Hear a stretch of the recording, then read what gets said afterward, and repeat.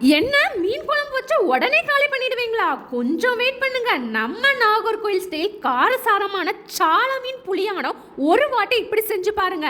இன்னைக்கு சூடான சோத்துல ஊற்றி சாப்பிட்டா டேஸ்ட் சும்மா அதிரும்ல. ஆனால் அதே மிச்சம் வச்சு மறுநாள் சாப்பிட்டீங்கன்னா அந்த ருசி நாக்கிலே நிற்கும். வாங்க எப்படி பண்ணுறதுன்னு பார்க்கலாம். முதல்ல ஃப்ரெஷ்ஷான சால மீனை வாங்கி நல்லா வாஷ் பண்ணி எடுத்துக்கோங்க.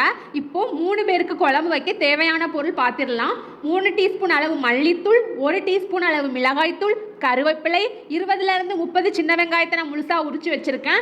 அப்புறமே 20 நல்ல மிளகு எடுத்துக்கோங்க, முழு நல்ல மிளகு.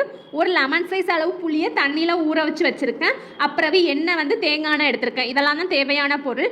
இப்போ நம்ம மசாலா ரெடி பண்ணிடலாம். ஒரு கடாயில் 3 டீஸ்பூன் அளவு தேங்காய் எண்ணெய் ஊற்றிக்கோங்க. எண்ணெய் சூடானதோ நம்ம உரிச்சு வச்ச சின்ன வெங்காயத்தை போட்டு லைட்டாக வதக்கிட்டு கூடவே கொஞ்சோண்டு கருவேப்பிலையும் போட்டு நல்லா வதக்கிக்கோங்க.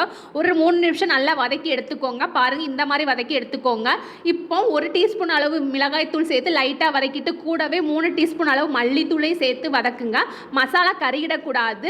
நல்ல ஒரு லைட் ப்ரௌன் கலர் வர மாதிரி மணக்க வதக்கி எடுத்துக்கோங்க. பாருங்கள், இந்த மாதிரி நீங்களும் வதக்கி எடுத்துட்டு இதை ஒரு மிக்ஸி ஜாருக்கு மாற்றிட்டு நம்ம எடுத்து வச்சிருந்த நல்ல மிளகை இதில் சேர்த்துட்டு கொஞ்சோண்டு ஒரு 50 மில்லி அளவு தண்ணி ஊற்றி நல்லா நைஸாக ஃபைன் பேஸ்ட்டாக அரைச்சி எடுத்துக்கோங்க. பாருங்கள், இந்த மாதிரி நீங்களும் அரைச்சி எடுத்துக்கோங்க. இப்போது ஒரு மண் சட்டி எடுத்துக்கோங்க.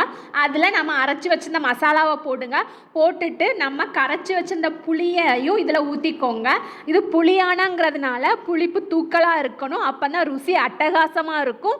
இப்போ நம்ம அரைச்ச மிக்சியில் மசாலா ஒட்டியிருக்கோம். அதையும் தண்ணி ஊற்றி கழுவி அதுக்கு கூட சேர்த்துக்கோங்க. அதுக்கப்புறம் கூடவே ஒரு 150 மில்லி அளவு தண்ணியும் சேர்த்து நல்லா கலக்கி விடுங்க.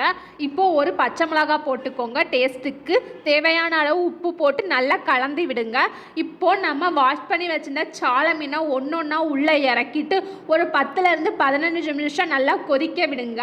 குழம்பு நல்லா சுண்டி மீன் வெந்து வரும்போது நம்ம மேலே கொஞ்சோண்டு கருவேப்பிலையை தூவி ஒரு கரண்டி அளவு பச்சை தேங்காய் எண்ணெயை ஊற்றி 1 நிமிஷம் கழித்து ஸ்டவ்வை ஆஃப் பண்ணிங்கன்னா கம நாகர்கோயில் ஸ்டைல் சால மீன் புளியானம் ரெடி.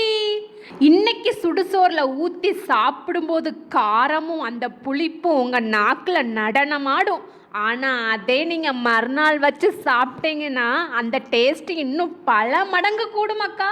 நீங்களும் கண்டிப்பாக ட்ரை பண்ணி பாருங்கள். அப்படியே நம்ம வீடியோக்கு ஒரு லைக்கை போட்டுட்டு நம்ம சேனலையும் சப்ஸ்கிரைப் பண்ணி சப்போர்ட் பண்ணுங்கள். டாட்டா மக்களே.